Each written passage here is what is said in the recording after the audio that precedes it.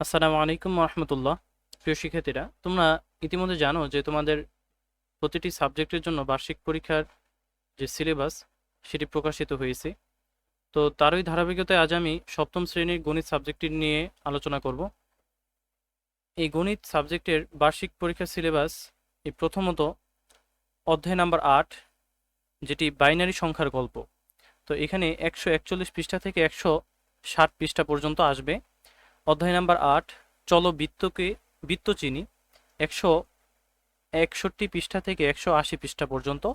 অধ্যায় নাম্বার 9 বীজগণিতিক রাশি উৎপাদক বীজগণিতিক রাশির উৎপাদক গসাগু ও লসাগু, 181 পৃষ্ঠা থেকে 190 পৃষ্ঠা। অধ্যায় নাম্বার 10 নানা রকম আকৃতি মাপি, 191 পৃষ্ঠা থেকে 214 পৃষ্ঠা পর্যন্ত।